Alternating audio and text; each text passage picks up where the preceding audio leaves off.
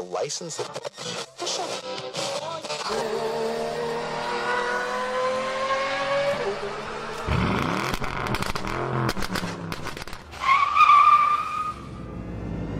Meep, meep.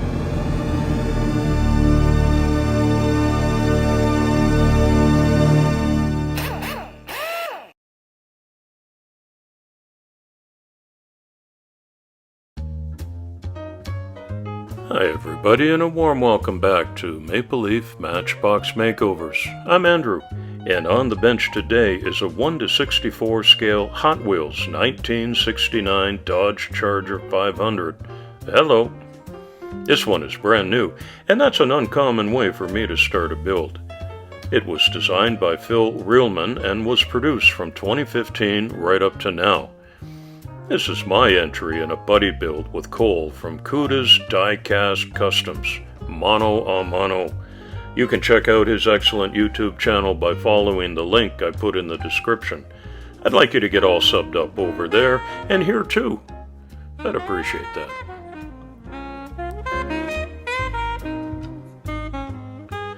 It's not my very first foray into American muscle cars.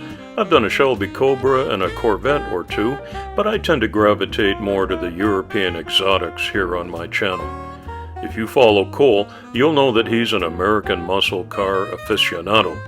I just might be in for an old-fashioned butt-kicking on this one. Happily, it's not a competition. We both do it because it's fun. I'll show you some pics of the real car along the way so you can appreciate the beautiful design lines and get an idea of where I might be taking mine. My model is number CFH22 and it's almost identical to the '69 Dodge Charger casting released by Hot Wheels in 2004. Mine's from the 2020 Hot Wheels Flames series, but the flames are gone now, having melted away in the paint stripping gel, and I'm going to go to work on it with a couple of Dremel wire brush attachments.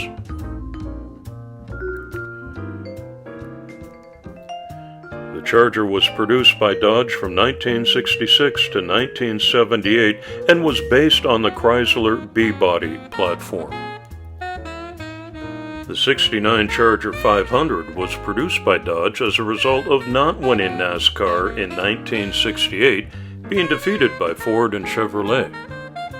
Wind tunnel tests indicated that the indented grille of the '68 Charger caused drag, and the recessed backlight rendered the car unstable on oval racetracks.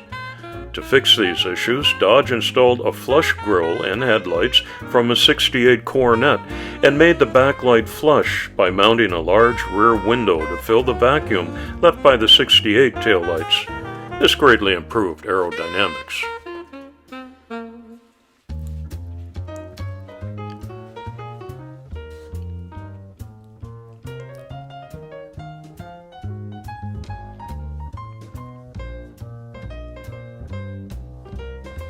I'm taking a different approach to this build, and instead of doing a colorful custom design, I'm going to do what I'll just call a weekend garage build.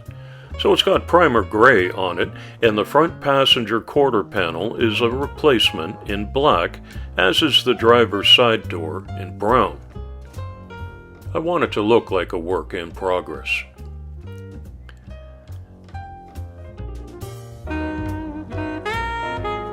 I use an X-Acto knife here to scrape away primer paint from the rain gutter on the hood. The guy who owns this one goes to work on it in his free time as a labor of love. He's got a pretty good setup in his garage and he's doing the work himself. Right now the car's at the stage of getting block sanded, which is exactly what I'm doing to it right here. I'm knocking down the high spots, trying to emulate the look of a work that's underway but not yet finished. That's my vision.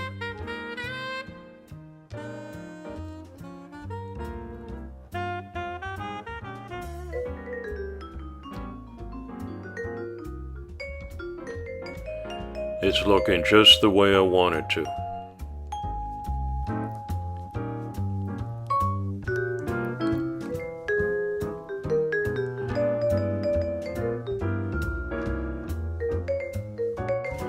This week's community shout-out is for Dan's Chop Shop, one of my favorite sites. I invite you to go by and visit his channel and get familiar with it yourself, and be sure to get all subbed up and tell him that Andrew sent you over. You can find his YouTube channel by following the link that I put in the description. I'm replacing the pizza pan wheel with one of my own 3D printed steering wheels, although I suspect you won't even be able to see this when I'm all finished.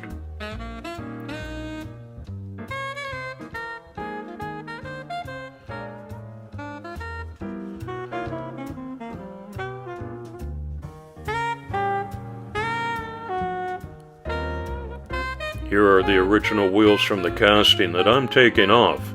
I'm doing a big upgrade today with some sharp-looking cement wheels. This set are called Bianco, and they're 10mm in the front and 12mm in the back. You can find the contact information for cement wheels right here on my work mat. Time to put all the parts back together now, bearing in mind I want it to look scruffed up like this.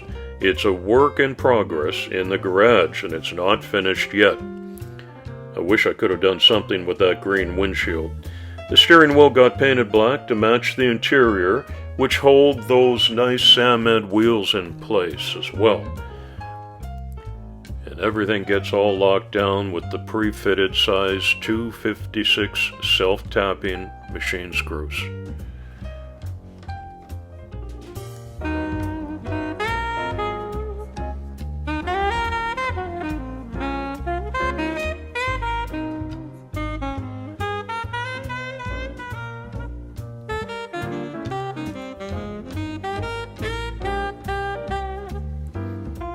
And now for the very special part of this build, something new for me and a bit of an experiment. Remember, this is strictly a weekend project for the owner, and while he's not in the garage, the charger is covered up with a big tarp. I'm making this one out of tissue paper, and using some watered down Mod Podge, I apply a bit to the body of the car, and then with a pre-cut piece that looks dimensionally correct, I'm trying to simulate a folded back tarp, and I just want the hood and the front quarter panels to be exposed. More Mod Podge gets brushed on the tissue, and not too heavy, because I don't want it to cling too closely or tightly to the body. I'm trying to create some natural looking folds and wrinkles here. I let that dry overnight, and the next day it stiffened right up. So I mix up a drab green paint to contrast with the light gray primer coat, and I just paint that carefully over the tarp, and it really only takes a light touch.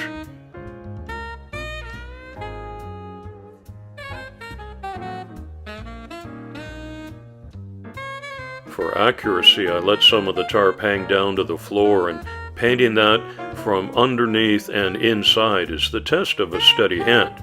I don't want it to touch the body or those new cement wheels.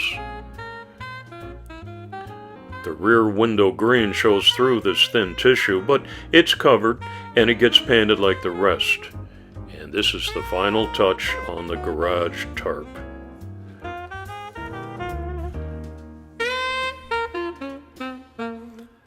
I watched that paint dry overnight, and wouldn't that be a good name for the hobby? And now I'm going to apply a watered down brown wash over the tarp to give it a grungy, aged look. It's going to naturally find its way into the folds and crevices, giving it a realistic depth. With a clean Q-tip, I dab off any excess, and after more drying, I applied some Tamiya dust weathering powders over the tarp, and it came out really great, I think. Let's have a closer look. Doesn't that look real? I wasn't sure how this experiment would turn out, but I'm very pleased. It's exactly what I was going for. I put a little micro crystal on the headlights to give them a more realistic look as well, and my channel logo goes on the bottom. It's actually a pretty good roller underneath that tarp as well. Here's the original with the green and purple flame job, and there wasn't a thing wrong with it, not a blemish. But I wanted to go for the ratty work in progress look like this. The owner already splashed out for some new tires, but this Charger's probably going to live under that tarp for another year or so, until it's ready to hit the road again. I like how it turned out, and it was a fun build for me. Remember to check out Cole's car as well. I'm sure it'll be impressive, as all of his cars are. This isn't going to make for a very exciting toy for a little boy or girl, but it's still going to be a giveaway. This one's going to an adult collector friend of mine who will put it on a display shelf. Thanks for visiting my channel today. I invite you to leave a thumbs up and your respectful comments below. Come on back soon and often. It's coffee time.